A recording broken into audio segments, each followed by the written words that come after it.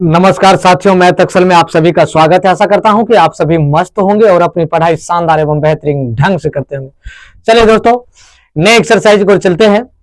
वृत्त से संबंधित क्षेत्रफल है एक्सरसाइज 12.2 का फर्स्ट सवाल की ओर चलते हैं।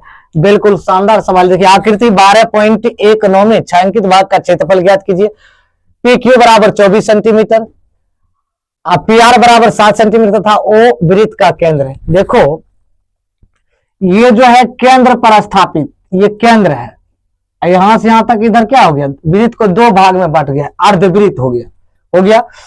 अब कहता है भाई ये जो त्रिभुज, ये जो यहाँ त्रिभुज बना है, ये छायांकित भाग जो करा है, कह रहा है कि भाई पी जो है आपका समकोण है।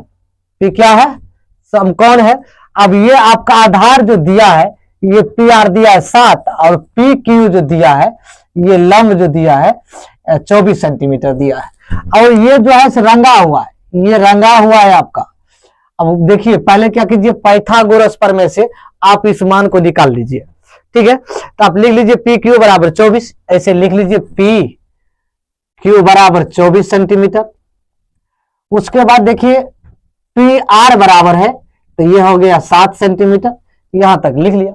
अब देखो यहां त्रिभुज में जो है ना, त्रिभुज पी क्यू आर में कोण पी बराबर 90, ऐसे लिख लीजिए त्रिभुज क्यू पी आर में कोण पी बराबर 90 पाइथागोरस प्रमेय से।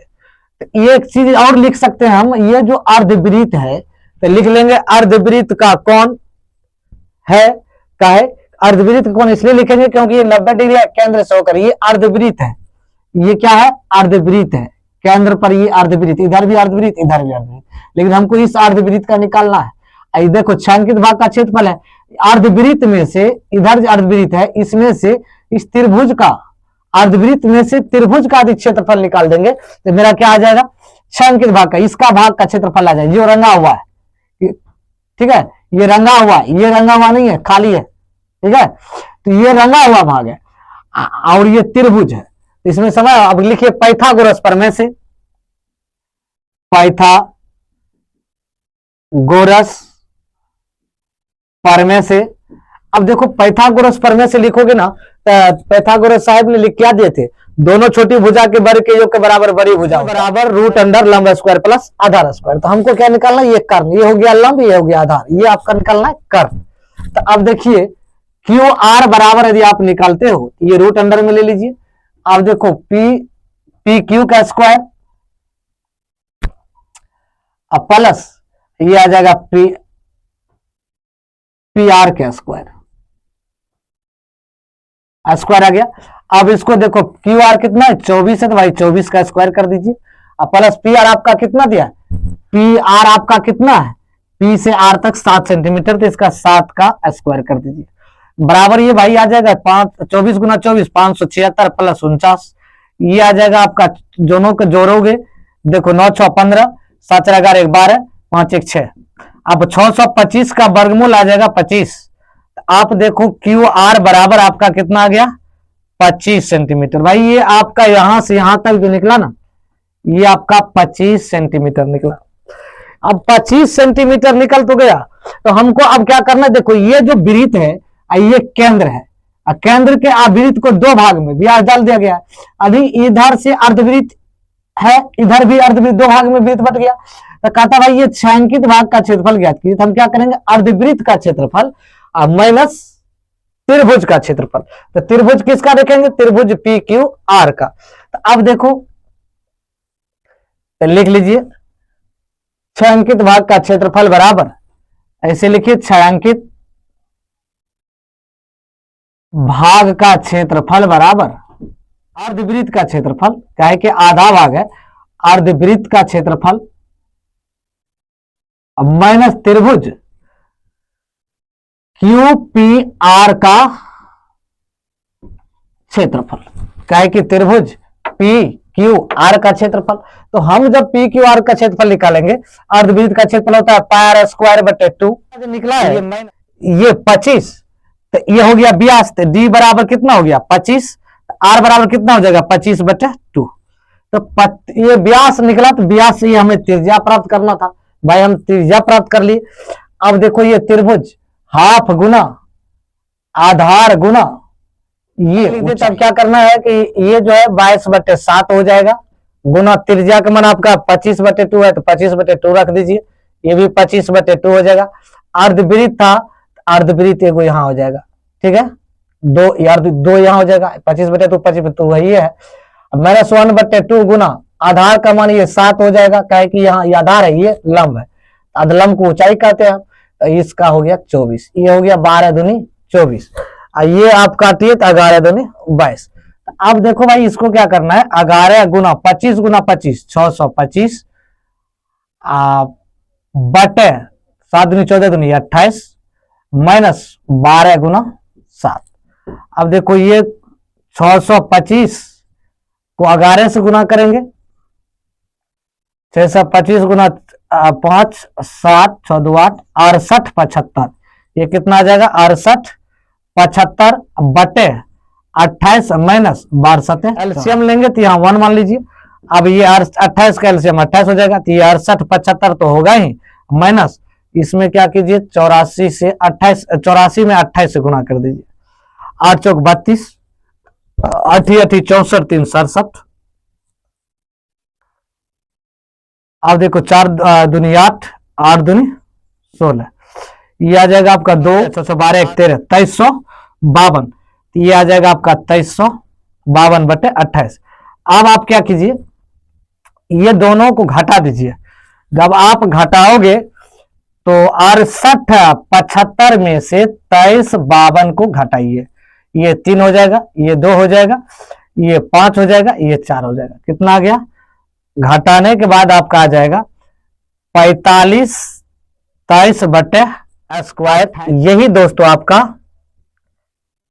आंसर होगा, बिल्कुल शानदार सवाल। आकृति 12.20 में संकेत भाग का क्षेत्रफल ज्ञात यदि केंद्र ओ वाले दोनों संकेंद्रीय वृत्तों की त्रिज्या 7 और 14 7 सेंटीमीटर और 14 सेंटीमीटर है तथा कोण एओसी यानी कोण ओ का मान जो है 40 डिग्री है। देखो ये वृत्त दिया हुआ है, संकेंद्रीय मतलब क्या, दोनों वृत्त का एक ही केंद्र होता है, उसी को हम संकेंद्रीय कहते हैं। संकेत भाग का क्षेत्रफल ज्ञात कीजिए। तो अब देखो ये वृत्त के जो त्रिज्या, छोटका वृत्त का त्रिज्या कितना है 7, अब बड़का वृत्त का यहां से यहां तक कितना हो जाएगा 14, ये कितना आ जाएगा 14।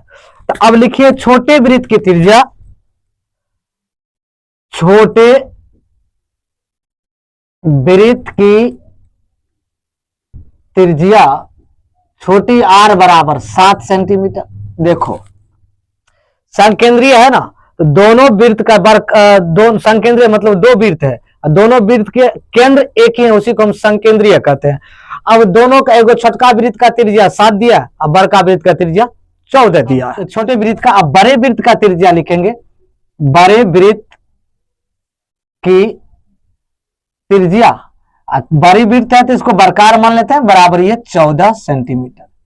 अब देखो भाई थीटा बराबर क्या हो जाएगा, दोनों में समान है, संकेंद्रीय है तो 40 लगे, 40 डिग्री है तो 40 डिग्री। भाग का क्षेत्रफल बराबर बड़े वृत्त का क्षेत्रफल माइनस छोटे वृत्त का क्षेत्रफल, यानी इसका वृत्तखंड, बड़े का वृत्तखंड का क्षेत्रफल, यानी वृत्त का क्षेत्रफल वृत्तखंड का त्रिज्यखंड का क्षेत्रफल, बड़का त्रिज्यखंड का क्षेत्रफल और छोटका त्रिज्यखंड का क्षेत्रफल।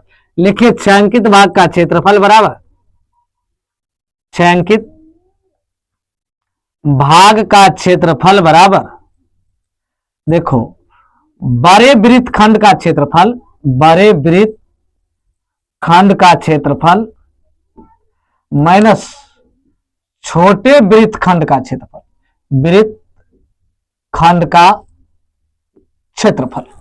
काहे कि बड़का वृत्त में एक बार वृत्तखंड निकालेंगे त्रिज्यखंड का क्षेत्रफल, और छोटका में एगो त्रिज्यखंड का क्षेत्रफल निकाल लेंगे, ठीक है।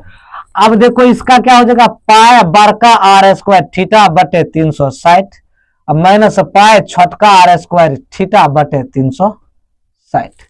अब देखो इसमें क्या करना है, पाई थीटा बटे 360 कॉमन ले लेंगे, क्योंकि पाई थीटा दोनों में 360 दोनों में, ये हो जाएगा बड़का आर स्क्वायर अब माइनस छोटका आर स्क्वायर। बिल्कुल इजी सवाल लगेगा। अब पाई का मान आप 22/7 रख लीजिए, थीटा का मान आपका 40, 360 कर लीजिए।